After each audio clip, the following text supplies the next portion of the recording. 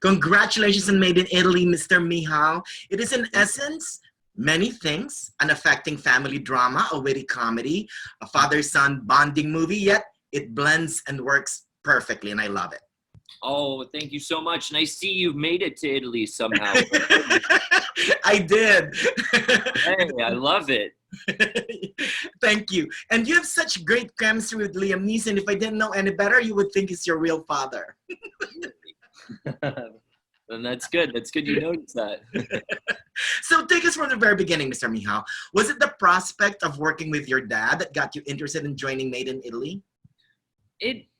Of course, there was. A part of me wanted, because we had filmed before in Cold Pursuit, I thought, I don't want to be,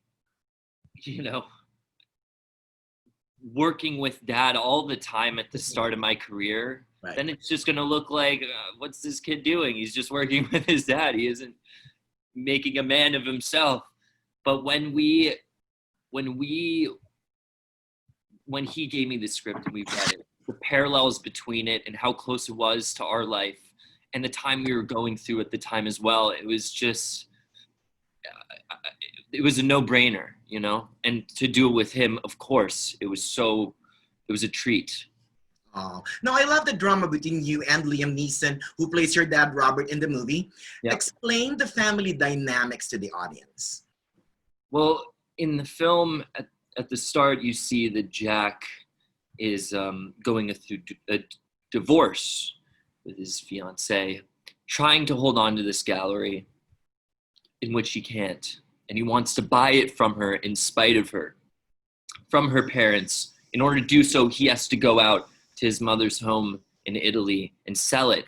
And that's when he begrudgingly has to bring his dad, who he hates, to go with him to help sell it. So at the start of the film, you see these two characters that really don't like each other. And Jack is almost more of a parent to Robert, the dad. And then as the summer rolls on and old sort of things are uprooted, they can eventually grieve and bond. And so that transition from going to this father and son hating each other to, finding love, I think it's different and beautiful. Oh, it is definitely beautiful. And their Tuscan home, in essence, becomes a symbol of a family that once was. But when their mom, the light disappeared, it turned into a mess, kind of like a mess, right?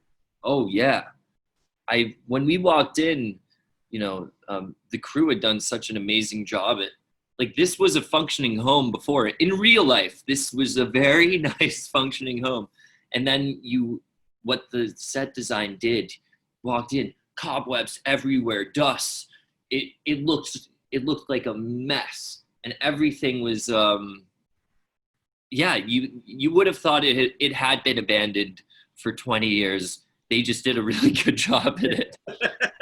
No surprise. And I love Valeria Bilelio and Natalia, who becomes a source of light in her own right. And like her, I also learned English from Bugs Bunny. Are you kidding me? Really?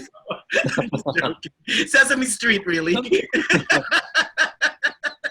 and it's the heart of the film, though. And at its heart, it's all about grief and pain. I mean, every character is dealing with their own grief and pain, right?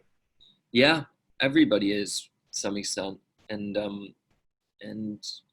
I think that's why the people who see it, most people have dealt with things like that, have lost somebody in their lives. So I hope it strikes a chord and, helps them in some way. Oh, and in the end, it's ultimately a sweet homage to your mom. Oh, thank you very much. I appreciate that. Oh, you are so welcome, Mr. Micheál. Congrats again on Made in Italy. It's a work of art. Thank you so much. Have a nice day. All right, bye. You too.